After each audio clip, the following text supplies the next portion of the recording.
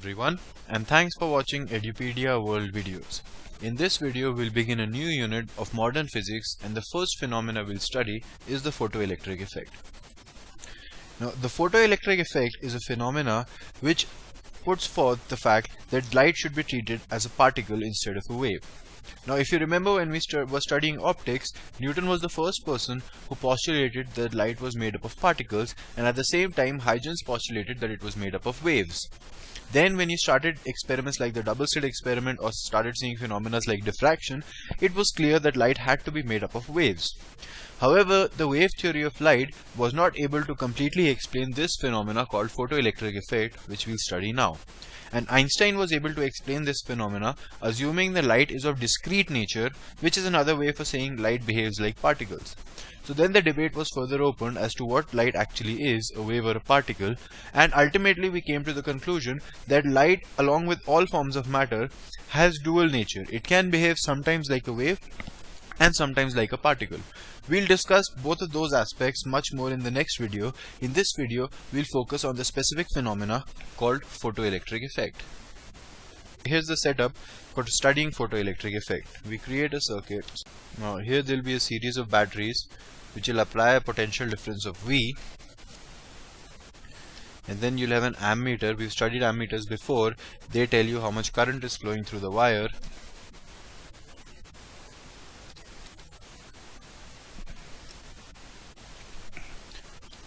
And here we will have a sort of tube.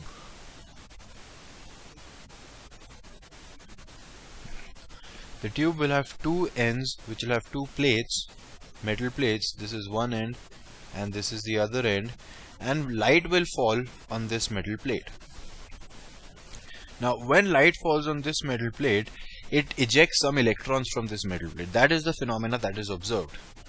And electrons will go from here, and since this point is at a higher potential difference, this point is at a lower potential difference, the electrons will move towards the higher potential difference. Right, and electrons will go here, then they'll move in this wire in this direction, come back here, and the process will be completed. And because electrons will be moving in this clockwise direction, the current will be in the anti-clockwise direction, from positive to negative. Now you see that if there was no ejection of electrons, the ammeter would not show any deflection, because actually this is not a complete circuit. There is no wire connecting these 2 points. But the electrons transfer from one point to another due to this light falling on this metal surface. And that phenomena is called photoelectric effect. Now before discussing photoelectric effect, let's discuss a few properties of photons. Photons are the discrete particles of light. Now we'll look at it more detail in the next video when we see that light is not exactly behaving like particles, but for now we'll just assume that the standard particles of light, or some scientists like Richard Feynman call them discrete packets of light, not refer to them as particles, but we'll do that. So particles of light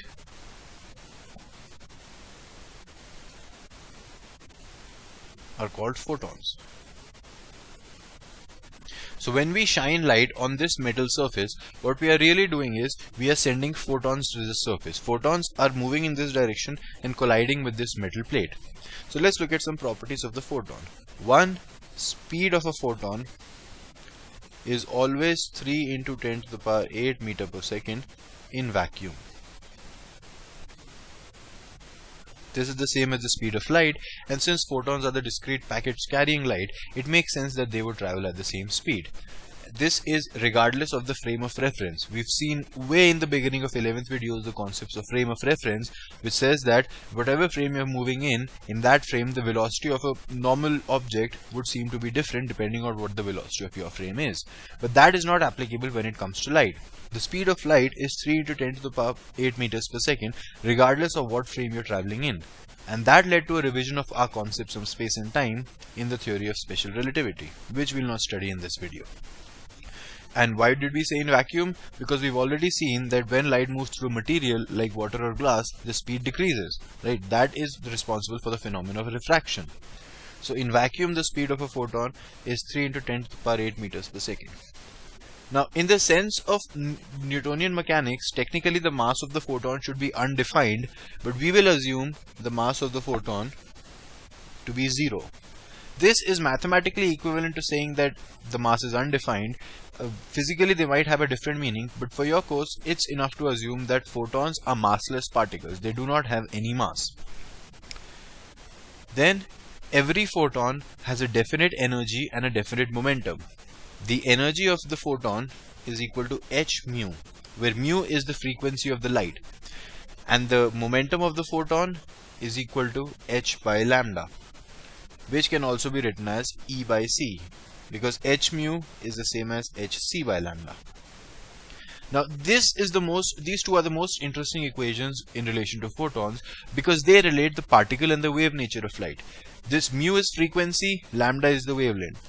Particles do not have a frequency or wavelength. Waves have a frequency and wavelength. So if we have a light of electromagnetic wave having frequency mu or wavelength lambda, then the corresponding energy of the particle-like property of light, that is the photon, is h mu, and the momentum is h by lambda.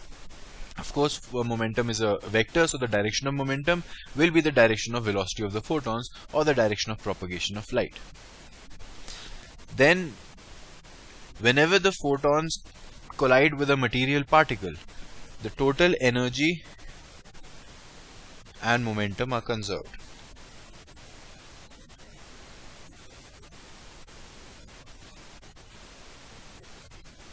Now, if we did not give you these two equations, then you would not know what the energy or momentum of a photon is. But now that we know it, whenever a photon, for example, collides with an electron or a nucleus, then the energy and the momentum are conserved in those collisions. So, in a sense, photons always collide elastically. However, the number of photons need not be conserved.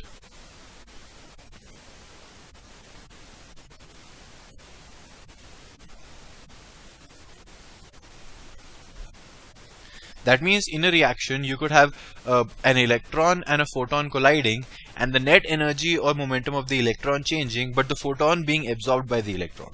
So photons can be absorbed, photons can be emitted. The number of photons does not need to be conserved in any reaction or in any collision, but the total energy and the total momentum needs to be conserved. Finally, what happens when we increase the intensity of light? We know increase in intensity of light corresponds to an increase in the energy per unit area per unit time falling on a surface. However, once we claim that energy only depends on the frequency, then if you have a frequency of light, let's say red light, then no matter how much intensity you apply with that red light, the energy of a photon should stay the same, because that is h mu, and mu is a constant for red light. So how does this energy increase? Well, that happens because as intensity increases, number of photons increases. So if you have a red light, and in one case a small intensity red light is falling, and in another case large intensity red light is falling, both photons belonging to the red lights have the exact same energy. It's just that more electrons are falling per unit time per unit area in the light which has a larger intensity. So intensity does not increase the energy of an individual photons, it just increases the number of photons. Right. So these are the properties of photons which you should always remember, and you can easily have questions such as we had in collisions, in which instead of two particles colliding, you have a photon and a particle colliding, and in those cases the energy and momentum will be conserved. However, you will be given whether the photon is absorbed or emitted, because that is an extra variable you need to take care of. Now let's go back to photoelectric effect. What photoelectric effect says is that if light of sufficiently small wavelength, let's focus on that a little bit later, I'll just write it now. Sufficiently small wavelength.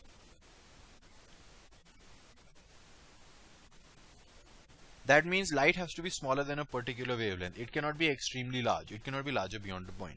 So if light of sufficiently small wavelength is incident on a metal surface, this is the metal surface, light is incident. If it is an incident on the metal surface, electrons are ejected from the metal. This phenomena is called the photoelectric effect, and these electrons which are emitted are called photoelectrons.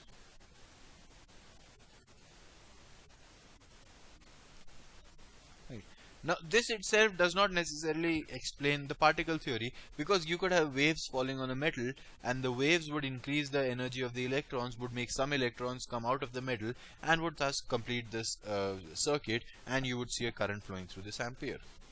But there are some conclusions which we draw whenever we do the photoelectric effect based on experimental observations, and those results can only be explained assuming light is made up of photons as opposed to assuming that light is a wave.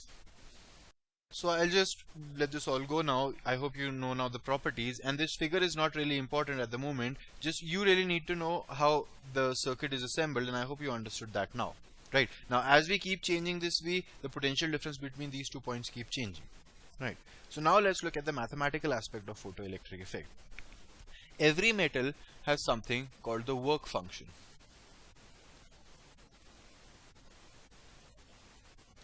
The work function is the minimum amount of energy an electron needs in order to completely escape the surface of the metal.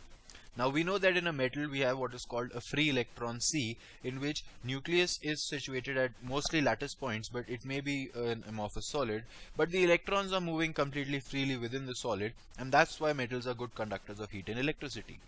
Now if a certain amount of energy is given to the electron and that energy is above a minimum amount, then the electron may be ejected from the surface, and that minimum amount needed to be ejected is called the work function. It is represented by phi, and generally it is calculated in electron volts, or you could actually, if you wanted, to calculate it in terms of joules as well. But when we are talking about atomic phenomena, we generally work in terms of electron volts, which is 1 electron multiplied by 1 mole. Sorry, the charge of 1 electron multiplied by 1 volt. That is 1.6 into 10 to the power minus 19 volt. This is equal to 1 electron volt. Okay, so there's a certain amount of energy needed, and why is that? Again, we'll look at it in detail in a few videos after this when we do Bohr's model. But basically there's a nucleus, and then electrons are moving around the nucleus, and they are bound to the nucleus because they are negatively charged and the nucleus is positively charged, and we need to give a certain amount of energy so that the electron can break this orbit and actually leave the surface of the metal. So that minimum amount of energy is called the work function, and it is different for different metals. It is a particular constant value for sodium, a particular constant value for magnesium, and so on. It is specific to the metal. Now, what happens when we make a light of frequency mu incident is that the total energy absorbed by the electron is h mu. Right, now that doesn't always happen. Sometimes a little part of the energy might be absorbed and a new photon may be emitted. But the maximum energy that can be absorbed by an electron is h mu if a photon of energy h mu is falling on it. Right. So if the electron, let's assume for a second, absorbs this maximum amount of energy h mu, and let's assume this energy is greater than the work function. In that case, the electron will be ejected, and when it's ejected, it will have a kinetic energy left, which will be h mu minus phi. So let's say the work function of a metal, let's say sodium, is 5 electron volts, and h mu comes out to be 12 electron volts. Then light of incident particle energy 12 electron volts is incident on the electron. It might absorb only 1 electron volt out of that, it might absorb 8 electron volt out of that. At most it can absorb all 12 electron volts.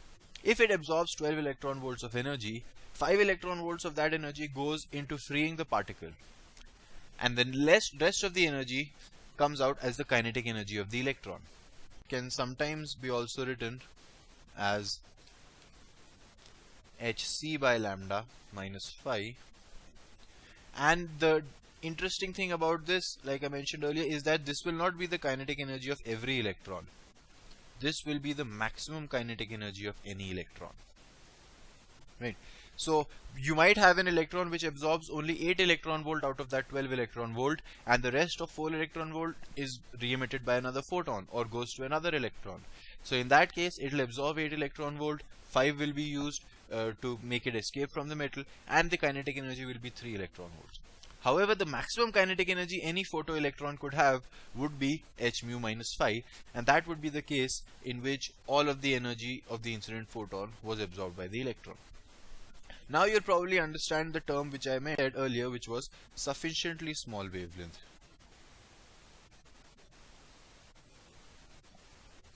Another way to say sufficiently small wavelength could be to say sufficiently high frequency.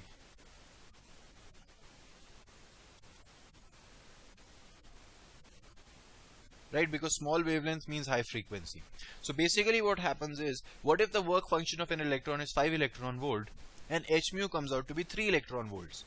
In that case, no electron will gain enough energy to escape from the metal, and you will not see any photoelectrons, and the ammeter in the original circuit will not deflect because there will be no current flowing.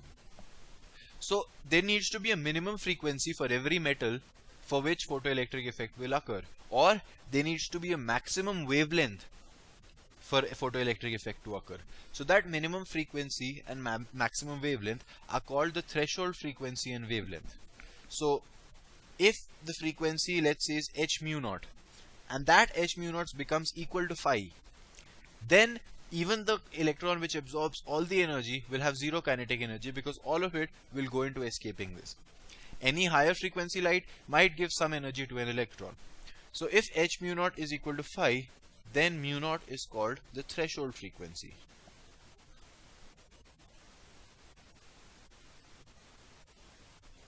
That means for every metal, if you want the photoelectric effect to occur, then the frequency of the light used should be greater than the threshold frequency. Or you can say hc by lambda naught is equal to phi, which means lambda naught is the threshold wavelength.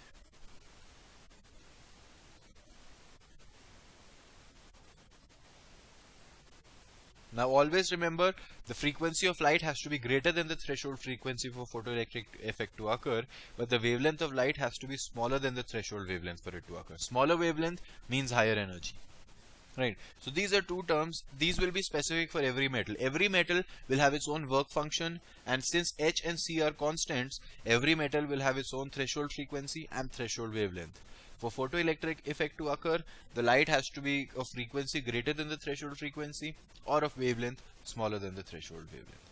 By the way, just in case I hadn't mentioned it earlier, H is a constant which has a value of 6.626 into 10 to the power minus 34 SI units, and there's a value in terms of electron volts. I don't remember that right now, but you can look it up or calculate it on your own. Right. So H is a constant. It's called Planck's constant.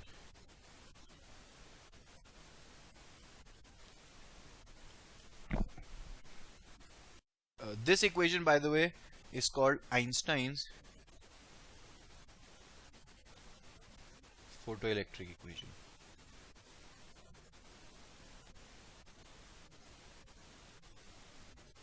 And there are two other ways of writing this equation, which I am sure will be completely understandable to you now.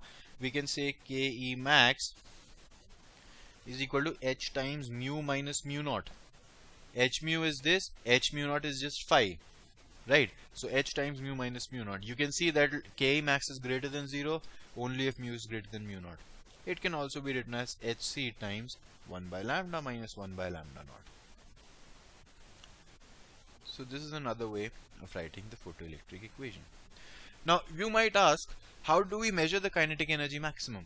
Right, we cannot individually measure the velocity of an electron and then use half mv square. We have to measure the kinetic energy, maximum kinetic energy of electrons in some other way. So the way we do that is, let's go back to the original setup.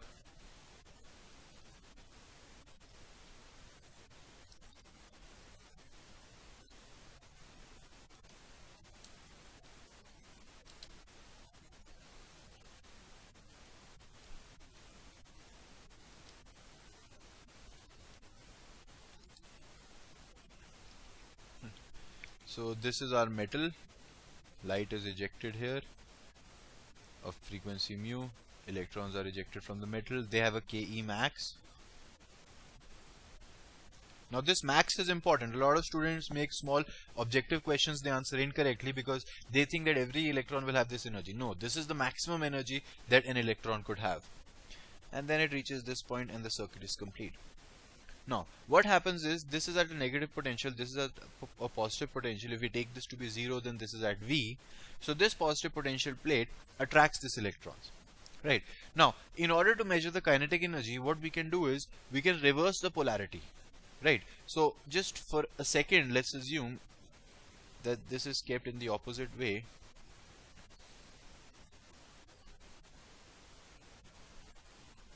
So this will be plus V.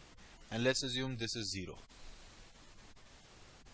Or actually what will be easier is again to assume this to be 0 and this to be minus V. Right. So in this case what happens is, the electrons that will be ejected, they will be repelled by this negative potential. Right? Remember, positive particles always want to go to the lowest potential, negative particles always want to go to the highest potential because that lowers their potential energy. Every particle wants to have the lowest possible potential energy. Right? So in this case, electrons will be repelled. Now let's say the maximum kinetic energy of the electrons is 5 electron volts. In that case, and we reverse this polarity and let's say the value of V is 2. That means the energy reduced for each electron by this V will be 2 electron volts. That means the maximum kinetic energy of any electron could have had, which would be 5 electron volts, by the time it reaches this point, it will be reduced by 2 electron volts and the kinetic energy will be seen to be 3 electron volts. Right? I'll repeat this again. This negative potential will repel these electrons, so their velocity will be reduced. If the kinetic energy maximum at this point, when it's just ejected, was 5 electron volts, and this is minus 2 volts, the potential difference here, this is 0 and this is minus 2 volts, then the energy of the electron will be decreased by 2 electron volts by the time it goes from here to here. Negative particles decrease energy when they go through a negative potential. Positive particles decrease energy. Right? So then the maximum kinetic energy will only be 3 electron volts. What if this V instead of 2 was 3 electron volts? Then the kinetic energy will be reduced by the time the maximum kinetic energy electron reaches here from 5 electron volts to 2 electron volts. What if we keep increasing this value of V and at one point we see the current to be 0? We don't see any current at all. The minimum potential for which this will happen is called the stopping potential.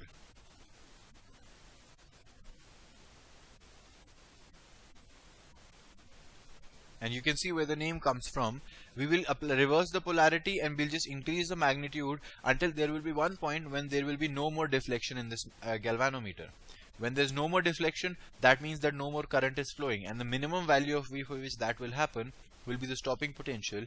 Let's call this V0, and in that case Ke max will simply be EV0.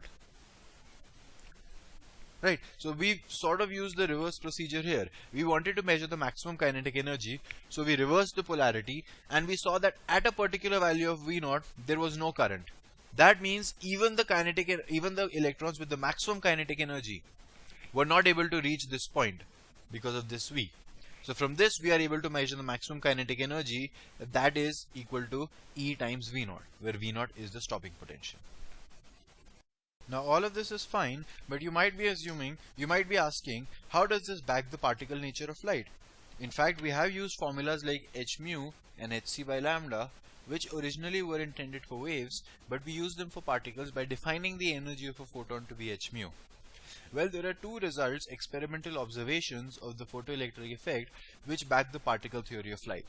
The first is this: as intensity increases. Now, if you assume the wave theory of light, what would happen as intensity increases?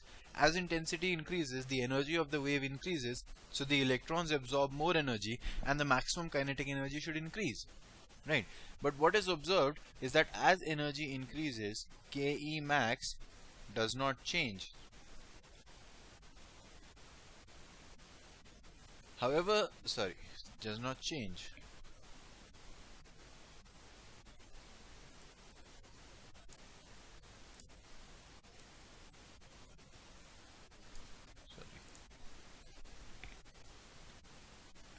However, the current does tend to increase. On the other hand, as we increase the frequency of light, Ke max increases, but I does not change.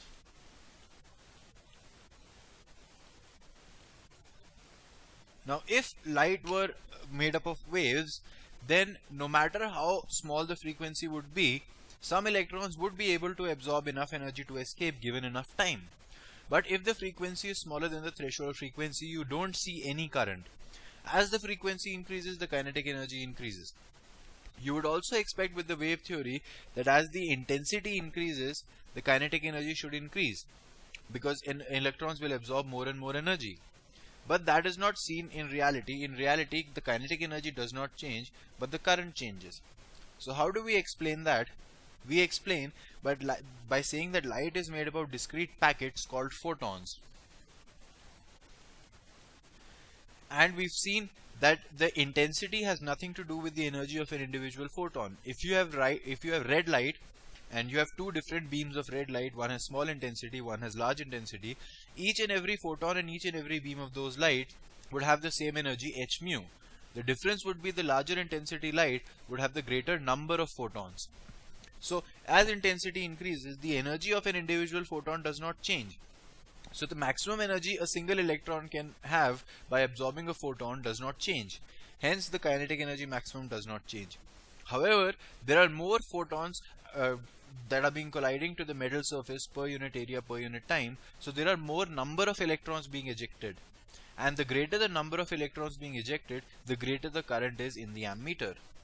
Also, as we increase the frequency, the kinetic energy of each individual electron increases, but if we have two beams of different frequencies but the same intensity, the number of photons would be the same, and in that case the current would be the same. The current only has to do with how many photons or how many electrons, or rather how much charge is flowing through an area per unit time. It doesn't have anything to do with the kinetic energy of the electrons that are moving. And so we see that as the frequency increases, kinetic energy increases, I does not change. So the intensity has to do with the number of photons. Hence the intensity is related to the current. The frequency is related to the energy of an individual photon, which is absorbed by the electron. So the frequency is related to the maximum kinetic energy. These two phenomena were explained by Einstein, and before that people were unsuccessful because they were trying to explain it on the basis of wave theory. But if you assume that light is made up of discrete particles, the intensity has nothing to do with the energy of a single particle. All that determines the energy of a single particle is the frequency. Then you are quite reasonably able to explain this phenomena of photoelectric effect. So we see we've had the Young's double slit experiment, which is explained by light being a wave. We have reflection and refraction, which actually can be explained in both ways, by Newtonian mechanics as well as by Huygens principle. But you have this phenomena which can only be explained by light being a particle. So hence we come to the conclusion that light is of dual nature. It behaves sometimes like a particle and sometimes like a wave, and that is called wave-particle duality, and that will be the subject of our next video. Thank you.